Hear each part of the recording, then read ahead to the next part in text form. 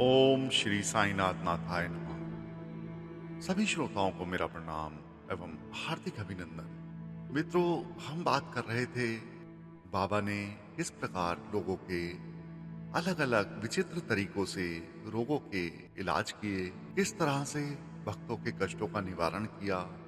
उसी श्रृंखला में आज शुरुआत करते हैं डॉक्टर पिल्ले की कथा से। एक बार डॉक्टर पिल्ले नासूर रोग से ग्रस्त हो गए और उनका नासूर उनके लिए असहनीय हो गया। उन्होंने दीक्षित को कहा, यह पीड़ा अब और नहीं सही जाती। इस जीवन से तो मृत्यु ही श्रेष्ठकर है। मैं जानता हूं कि यह मेरे पूर्व जन्मों का फल है। बाबा से कहो कि वे मुझे मुक्ति दिलाएं ताकि मेरी यह पीड़ा इस जन्म में खत्म हो। मैं अपने पूर्व जन्मों का कर्म अगले 10 जन्मों में भोग लूंगा। दीक्षित ने पिल्ले की व्यथा बाबा को सुनाई। बाबा ने दीक्षित को कहा, पिल्ले से कहो कि घबराने की कोई जरूरत नहीं है। कर्मों का फल वह 10 जन्मों तक क्यों भोगेगा। केवल 10 दिनों में ही उसके गत जन्मों के कर्मफल समाप्त हो जाएंगे। जाओ, उसे पीठ पर लाद कर यहाँ लाओ। मैं सदा के लिए उसके कष्टों का छुटकारा कर दूंगा। पिल्ले को बाबा के पास लाया गया। बाबा ने उसे अपने समीप लिटाया। बाबा ने पिल्ले से कहा, पिछले जन्मों के कर्मफल अवश्य भोग लेने चाहिए ताकि हमेशा के लिए छुटकारा मिल जाए। जैसी भी परिस्थिति आए उसे सहना चाहिए। अल्लाह सबको फल देने वाला है।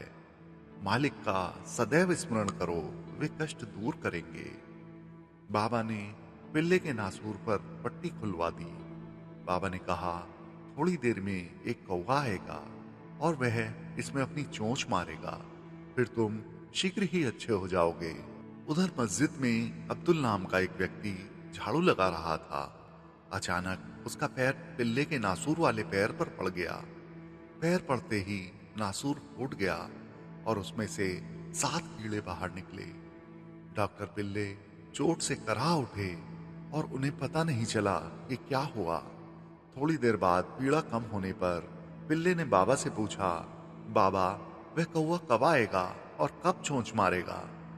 बाबा बोले, कौवा आया भी और चोंच मारकर चला भी गया। अब्दुल ही वह कौवा था। वह तुम्हारा सारा नासूर हटाकर चला गया। इसके कुछ ही दिन बाद पिल्ले पूर्णतः स्वस्थ हो गए। साईं की कष्ट निवारक विधि अद्भुत थी।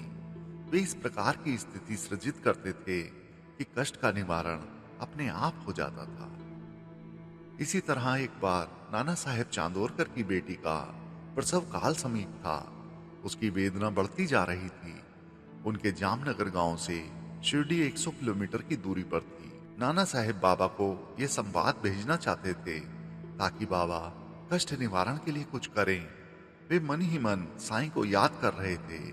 साईं ने नाना साहेब की पुकार दूर बैठे सुन ली। बाबा ने तत्काल खानदेश की तरफ रवाना होने वाले रामगीर बुआ के हाथों उन्हें ऊदी और राम जनार्दन लिखित आरती साईं बाबा भिजवाई। दूसरे दिन प्रातः ही नाना साहेब को बाबा द्वारा भेजी गई दोनों वस्तुएं प्राप्त हो गईं। नाना आश्चर्य में पड़ गए। रात में उन्होंने जो सोचा था वह सुबह होते ही बाबा ने पूरा कर दिया। नाना साहेब ने पानी में बूंदी डालकर बेटी को पिलाई और आरती गाने लगे।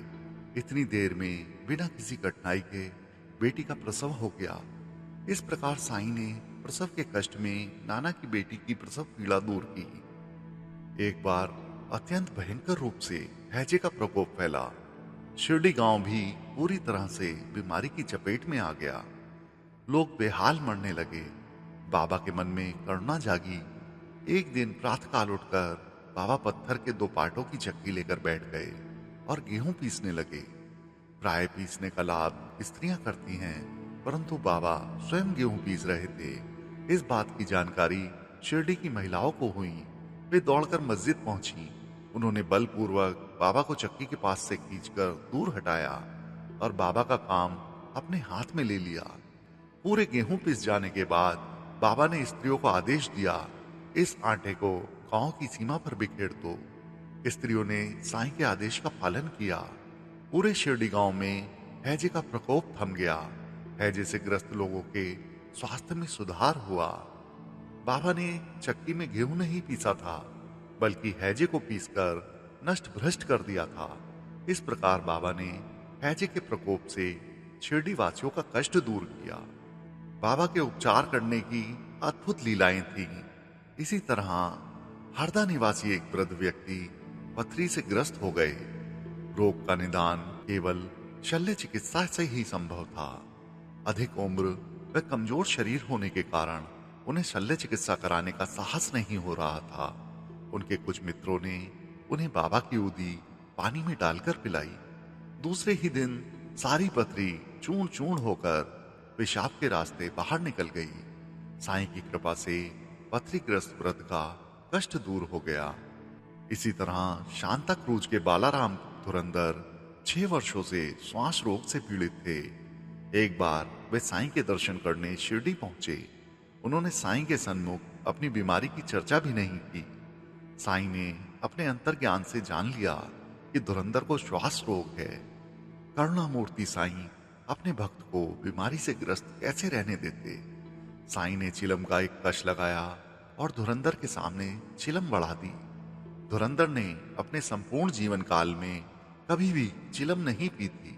फिर भी बाबा के द्वारा दी गई चिलम को उन्होंने हाथ में लिया और आदर पूर्वक एक कश लगाया। बालाराम के लिए बाबा द्वारा दी गई चिलम का धुआं वरदान साबित हुआ और उनका श्वास रोग समाप्त हो गया। उन्हें जीवन पर्यंत कभी यह रोग नहीं हुआ। कष्ट निवारक साईं ने धुरंधर के कष्टों को दूर किया। बाबा ने कई बार अपने भक्तों के असाध्य कष्ट अपने ऊपर ले लिए। ऐसे अवतारी पुरुष साईं के अलावा इस दुनिया में और कोई नहीं। श्रीमान खारपड़े की पत्नी एवं पुत्र कई दिनों से शिरडी में थे। बेटे को तीव्र ज्वर हुआ और प्लेग की गांठें उभरने लगी। श्रीमती खारपड़े ने बाबा से कहा, पुत्र को प्लेग हो गया है, मैं वापस अपने घर अमरावती लौटना चाहती हूँ, इजाजत दीजिए। बाबा ने उसे प्रेम पूर्वक कहा, आकाश बादलों से ढक गया है, वर्षा होगी, भरपूर फसल होगी, सभी बादल छट जाएंगे, चिंता मत करो। इसके बाद बाबा ने अपनी कफनी ऊंची करके कमर दिखाई। कमर पर सूजी हुई स्थिति में 4 गिल्टियां थी। बाबा बोले, तुम्हारे सभी कष्टों को मुझे अपने ऊपर झेलना पड़ता है। इस प्रकार से साईं दूसरों के कष्टों को अपने ऊपर लेकर भी उन्हें कष्ट मुक्त करते थे। एक बार कष्ट निवारक साईं ने लोहारनी के बच्चे को लोहार की धोखनी में गिरने से बचाया। उनके इस कार्यकलाप की लीला के दौरान उनका हाथ पूरी तरह से जल गया। अब बाबा के हाथ की चिकित्सा कौन करे। दूसरे का कष्ट उन्होंने अपने ऊपर ले लिया था। माधवराव ने नाना साहेब को पत्र लिखकर सारी स्थिति से अवगत कराया। नाना साहेब मुंबई से डॉक्टर परमानंद को लेकर तत्काल शिरडी पहुंचे। साईं ने किसी की कोई चिकित्सा स्वीकार नहीं की और कहा, अल्लाह ही हमारा वैद्य है। भागोजी शिंदे बाबा के जले हुए हाथ पर पेड़ का एक पत्ता रखकर पट्टी बांधते और हाथ पर घी की मालिश करते। साईं को इसकी जरूरत भी नहीं थी। घाव ठीक हो जाने के बाद भी शिंदे बाबा के हाथ की मालिश करते रहे और यह कार्य उन्होंने बाबा के संपूर्ण जीवन काल तक किया। साईं ने शिंदे की यह सेवा स्नेहवश इसलिए स्वीकार की क्योंकि शिंदे कुष्ठ रोग से ग्रस्त थे। साईं ने उन्हें अपनी सेवा का सौभाग्य बख्शीश किया। ऐसे कष्ट निवारक श्री साईनाथ महाराज के चरणों में हमारा बारंबार प्रणाम है। मित्रों, बाबा के अद्भुत चमत्कारों, अद्भुत इलाजों की ऐसी बहुत सारी लीलाएं, ऐसी बहुत सारी कथाएं हैं जिन्हें एक साथ लिखना या एक साथ कहना मुश्किल है। इसलिए हम इस श्रृंखला को जारी रखते हुए गुरुवार को आपके समक्ष पुनः उपस्थित होंगे। तब तक के लिए बाबा सबका भला करें। ओम साईं राम।